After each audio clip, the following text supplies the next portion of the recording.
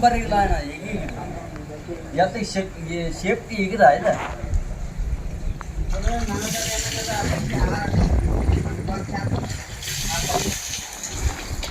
हो जास्त तिकडे शकत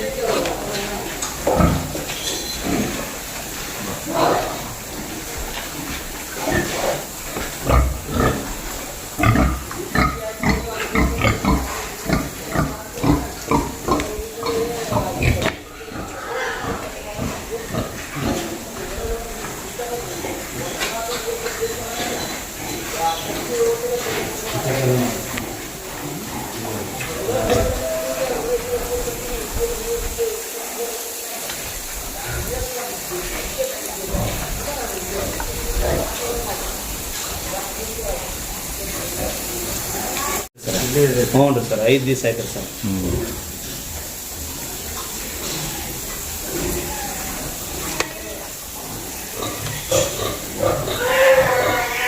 ಇದ್ರಾಗ ನೋಡ್ರಿ ಸರ್ ಇದ್ರಾಗ ಹ್ಞೂ ರೀ ಸರ್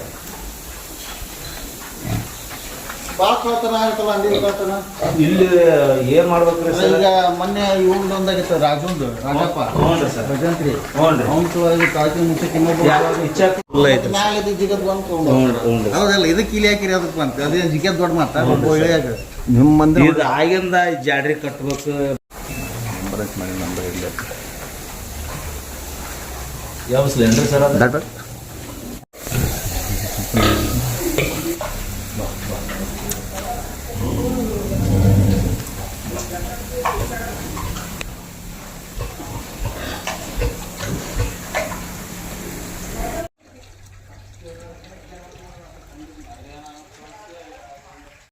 ಮಾಡ್ಬೇಕಾದ್ರೆ ಸರ್ಕಾರದಿಂದ ಯಾವುದೇ ಸವಲತ್ತು ತೊಗೊಂಡಿಲ್ಲ.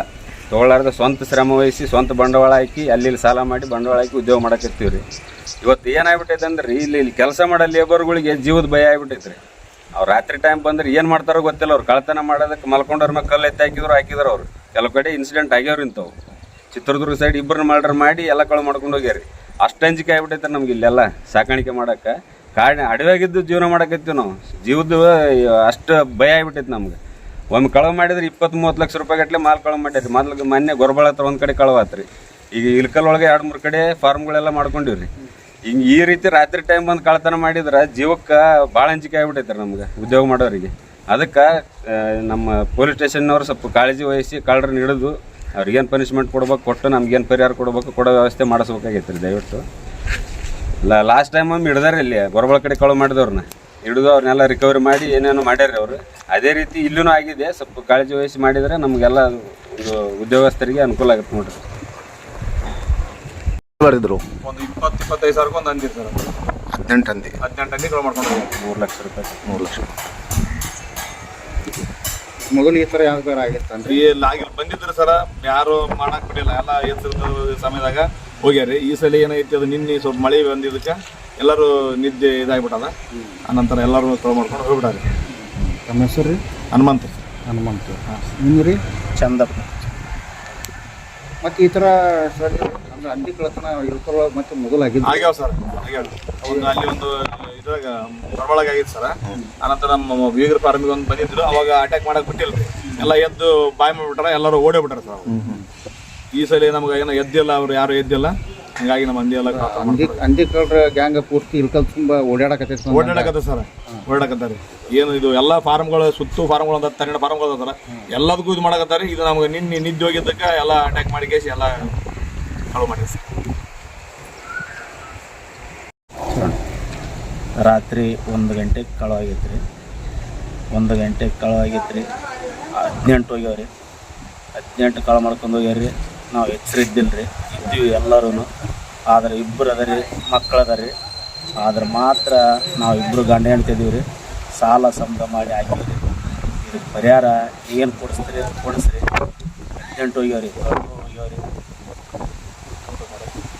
ಕಂಪ್ಲೀಟ್ ಮಾಡೋಕೆ ಹೋಗ್ಯಾವ ರೀ. ಈಗ ಕೊಡ್ತೀವಿ ರೀ ಕಂಪ್ಲೀಟ್ ಕೊಟ್ಟಾಗ ಪರಿಹಾರ ಎಷ್ಟು ಆಗುತ್ತೆ ಅಷ್ಟು ಕೊಡಿಸ್ರಿ. ನಾವು ಅಲ್ಲಿ ಇಲ್ಲಿ ಸಾಲ ಮಾಡಿ ಶಬ್ದ ಮಾಡಿ ಹಾಕಿವಿ ರೀ. ಹಾಲು ಬೆನೆಗೈತಿ ರೀ. ಅಷ್ಟಂದ್ರೂ ನಾವು ಸಾಕತ್ತೀವಿ ರೀ. ಜೀವನ ಮಾಡಾಕತ್ತೀವಿ ರೀ. ನೋಡಿರಿ, ನೀವೇ ಪರಿಹಾರ ಕೊಡಿಸ್ಬೇಕು ರೀ.